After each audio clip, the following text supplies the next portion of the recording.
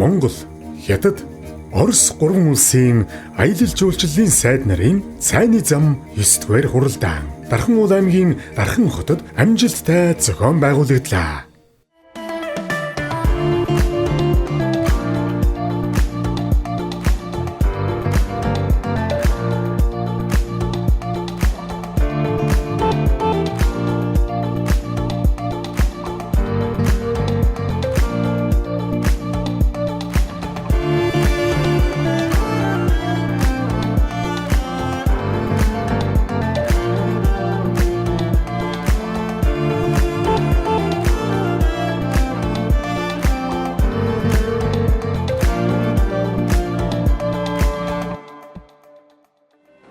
Тэгэхээр Монголын хэсгийн 1500 км хүртэлх жин тээвэр буюу Тэмэн жингийн тээвэр бол тухайн үеийн Евразийн зүүн хойд Азийн цайны тээврийн хамгийн супер тээвэр байжээ. Жилд 5000 цуваа явдаг байсан. За өдөртөө 13 цуваа бол томоохон бомбуудаар нэвтрэн энэ бол 250 орчим тэмээ нэвтрэн гэсэн үг. Тэгэхээр бид тухайн цагтаа бол манай ердийн хөсөг Тэмэн жингийн тээвэр за түүнийг тойрсон одоо жишээ нь ажилчид, жинчид Монголын эдийн засагт тухайн үеийн одоо монголчуудад маш их нөлөө үзүүлж байсан. Өрн дорн хоёрын тасарч байсан, саатцсан байсан худалдааг сэргээсэн. Нөгөө талаар Хятадын ард түмнийг цайны ургуулдаг уламжлалаа хадгалж үлдэх амжиргааны их үйлсвэрсэн цайныхаа тарилыг тогтмол хадгалж үлдэх энэ болцоог Европын дипломатууд, шашны зүтгэгчнүүд, жуулчид, судлаачид, худалдаачид Хятад руу очих хамгийн найдвартай зам болж байсан. Өөрөөр хэлбэл олон улсын худалдааны гол зам байсан. Тэр зайны зам тэр тухайн үед тавьсан тэр маршрутаар одоо Улаанбаатар төмөр зам байгуулжээ. Монгол, Орос, Хятад гурван холбосон төмөр замшууд яг тэр зам маршрутаар явж байгаа шүү дээ. Тэгэхээр яагаад гэвэл хамгийн дэвт байхгүй. Энэ хамгийн гол үр дүн бол одоо юу гэдгийг энэ ажлаа цааш нь яг бодтойгоор хийж хэрэгжүүлээд за тэгээд нэг улс нэг юм яриад гацаадаг зогсоодог биш. Энэ бол ингээд яг системтэйгээр зохион байгуулалттайгаар нэгэн зорилготойгоор нэгэн хөтөлбөртөйгээр явж идэг. Тэгээ хамтарсан ийм том төслүүд нь хэрэгжээсээ гэх юм бол эргээд аль талд нь ашигтай. Тэгээд энэ бол ялангуяа бас түүх соёлынхоо энэ судалгаа судалгаануудыг бас гээйлгүй байх нь хамгийн зөв болох болж байна. Орчин цагийнхаар бол цайны замыг эдийн засгийн коридор гэж ойлгоцод болох юм байна. Монгол, Хятад, Орос 3 улсын аялал жуулчлалын сайд нарын нэгдсэн хуралдааны нээж Монгол улсын соёл, спорт, аялал жуулчлал, залуучуудын сайд Ундрам, бүгд найрамдах Хятад ард улсын соёл, аялал жуулчлалын дэд сайд Ван Жанхуа, Оросын холбооны улсын эдийн засгийн хөгжлийн дэд сайд Вахруков нар үг хэлж 3 улсын аялал жуулчлалын салбарын хамтын ажиллагааг шин түвшинд гаргахын чухлыг онцлов. Өнөөдрийн энэ уулзалтаар бид нар цайны замын аялал жуулчлалыг 3 улс дамжсан одоо 700 гаруй жилийн түүхтэй энэ түүхэн замын дагуу аялал жуулчлалыг хөгжүүлэх ийм одоо онцлог брендийг хөгжүүлэх чиглэлээр уулзж байгаа нь онцлогтой. Манай Монгол улсын хувьд бид нэр 2024 он 800 гаруй мянган жуулчийг хүлээж авсан. Үүний хамгийн олон жуулчин бол бүгд найрамдлагчид ард улсаас ирдэг. Дараагийн хамгийн олон жуулчин бол Оросын холбооны улсаас ирдэг. Тийм учраас энэ хоёр хөрш оронтойгоо аялал жуулчлалыг хөгжүүлэх нь манай улсын хувьд маш одоо чухал ач холбогдолтой гэж хэлж болно. За үүнээс гадна аялал жуулчлалын одоо салбар бол маш хүртээмжтэй юм салбар. Энэ салбар хөгжснөөр маш олон жижиг дунд үйлдвэрлэл, бизнес, худалдаа үйлчилгээ эрхлэгчид за тэрч байтугай өрх гэрүүд бас энэ салбараас орлого олох ийм боломжтой байдаг. Тийм учраас энэ хүртээмжтэй салбарыг хөгжүүлж эдийн засгаа солонгоруулах нь манай улсын хувьд одоо маш өндөр ач холбогдолтой гэж үзэж байна.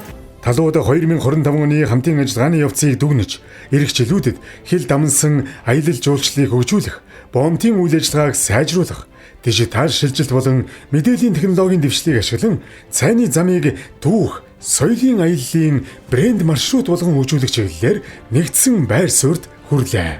За Сэлэнгэ аймгийн бол цайны замд хамгийн одоо том одоо Долгоч аймаг болж таарна. Ягаад гэхээр Алтан булаг хот маань өөрөөсөө дээр үедээ бол 8 хот гэж байсан. Энэ дээр бол Сайны замын анхны одоо худалдаа авалтын гол дээрээс нь Алтан булаг хотоос бол эхлэлтэй гэж үзэж байгаа. Дээрээс нь энэ Сайны зам гэж ярьж байгаа гол утга учир нь юу байна гэхлээр энэ бол Монгол улсын одоо хурдны замыг яг энэ чиглэлээр хийх юм бол хамгийн богино хамгийн урт дүт замыг бол Сайны зам тухайн үед бол хийж ирсэн. Хуралдаанаар Цайны замын аялал жуулчлалыг хөгжүүлэх бодлого, бүтээн байгуулалт, дэд бүтэц, аяллаа бүтээгдэхүүн үйлчлэгийг бий болгох, хамтарсан туршлага солилцох, хамтын ажиллагааг өргөжүүлэх асуудлыг хэлэлцэж, гурван улсын төлөөлөгчид хуралдааны протокол болон хамтын ажиллагааны төлөвлөгөөнд гарын үсэг зурсан. Уламжлал болон зохион байгуулагддаг энэ уулзалт нь бидний цаашдын олон талт хамтын ажиллагааг шин шатанд гаргах, аялал жуулчлалын салбарыг хөгжүүлэхэд чухал ач холбогдолтой уулзалт билээ. Манай гурван улс хамтарч Төмөн газрын, Цайны газрын олон улсын аялал жуулчлалын холбоог байгуулсан.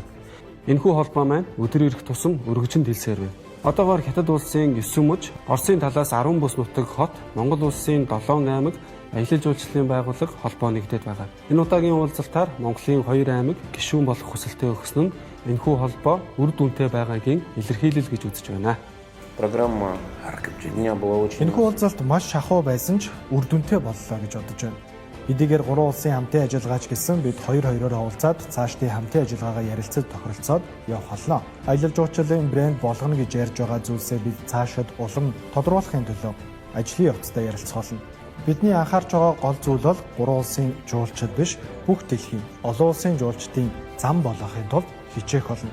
Аялал жуулчлалын салбар бол маш өрсөлдөөнтэй салбар. Бид дэлхийд өрсөлдөхүйц стандартыг боловсруулах болно. Цайны зам ба эдийн засгийн коридор хуралдааны онцлог. Цайны замын хуралдаан 2016 оноос хойш жил бүр уламжлал болон зохион байгуулагдаж буй бөгөөд Монгол улс энэ удаа 2 дахь удаага эх орондоо хүлээн авсан юм. Хуралдааны дараа салбарын төлөөлөгчид гурван улсын хамтын ажиллагааны үр дүнд Монгол улсад хөрш орнуудаас ирэх жуулчдын тоо 80% өссөн нь бодит үр дүн гэдгийг онцоллоо. Сүүлийн жилүүдэд гурван улсын хооронд аялал жуулчлалын урсгалыг нэмэгдүүлэх бодит алхмууд хийгдэж, Монгол бүгд найрамдах Хятад ард улс, Монгол Оросын холбооны улс чиглэлийн нислэгүүд нэмэгдэж, Улаанбаатар, Бээжин галт тэрэг дахин хөдөлж эхэлсэн. Мөн Алтан булаг боомтын өргөтгөл дуусч, хүчин чадал 2 сая зорчигч хүлээн авах боломжтой болж, Сүмбэр, Аршаантын боомтууд байнгын ажиллагаанд орсон нь жуулчдын урсгалыг нэмэгдүүлэх чухал нөхцөл болжээ. Эдгээр ажлын үр дүнд 2025 оны 10 дугаар сарын байдлаар хөрш орнуудаас Монгол улсад ирсэн жуулчдын тоо 18%-аар өссөн байна. Мөн одоо энэ 9-р хуралдааныг угтаад бид нар бас Цайны замын автомашинтай брэнд аяллахаа нээлтийг хийлээ. Автомашинтай аяллаа нээлтийг бид нар бас автомашинтай аяллыг брендийг одоо бий болохоор бид нар олон жил одоо ярьсны эцэст бас энэ арга хэмжээг нээж байгаадаа өнөөдөр бол маш их баяртай байна. Энэ арга хэмжээг бас зохион байгуулахад бол яалтчгүй аялал жуулчлалын салбарын бизнес эрхлэгчдийн үүрэг оролцоо хамтын ажиллагаа маш их чухал. Тэгээд гурван улсын маань бизнес эрхлэгч төлөөлөгч нар бас ирж бие бие уулзалтуудыг хийж хамтын гэрээ хилцээр байгуулж их үр дүнтэй ажиллалаа. Цайны замын авто аяллаа оролцогчид бүгд найрамдах Хятад ард улсаас 2100 км замыг туулж дархан дээрээд Сэлэн аймгийн чиглэлд аяллаа үргэлжлүүлэн Алтан булгийн боомтоор дамжин Оросын холбооны улс руу нэвтрэх юм. Тэгээ мэдээж энэ автомашины аяллыг явахад дагаад визний хөнгөлөлт энэ автомашиныг зүгээр Хятадаас Оросоос чөлөөтэй нэвтрүүлэх Монголын автомашин ч гэсэн аялагчдыг бас энэ хоёр улс руу нэвтрүүлэх гээд гурван улсын төвшөнд харилцан тохиролцоод төр нь одоо бодлогоор дэмжиж явуулах шаардлагатай ажлууд зөндөө байна. Тэгээд яг тэр бүхний эхлэл бас тавигдж байна гэдээ бид нар их баяртай байна. Дархан уул болон Төв аймагуд Цайны замын олон улсын аялал жуулчлалын холбооны нарийн бичгийн газарт гишүүнээр элсэх хүсэлтэд гардуулсан бөгөөд за яагаад гэж ийнэ гэхээр Дархан уул аймаг маань Цайны замын одоо 2 морин өртөө дамжин өнгөрдөг эртний юм түүхэн аялал жуулчлалын одоо юм түүх бий. Тэгэхээр зэрэг энэхүү 2 морин өртөөгөө цаашид Цайны зам дагах одоо жишг өртөө болгон тогтчулж үүгээрээ дамжуулан Цайны замыг дагсан аялал жуулчлалын нэгэн брэнд маршрутыг бий болгох ийм зорилттой байна. Тэгээ энэ арга хэмжээг аялал жуулчлалын мэргэжлийн холбоо төр хувийн хвшлийн хамтын ажиллагааны хүрээнд соёл спорт залуучууд аялал жуулчлалын яамны дэмжлэгтэйгээр маш амжилттай зохион байгууллаа. Дараагийн 10 дугаар хуралдааныг 2026 онд бүгд найрамдах Хятад ард улсад зохион байгуулахаар тогтов. Аялал жуулчлалыг дэмжиж Монгол брендийг дэлхийд таниулах үйлсэд оруулсан үнэтэй хувь нэмэрт тань гүн талархал илэрхийлье. Аялал жуулчлалын сайд нарын цайны зам 9 дугаар хуралдаан.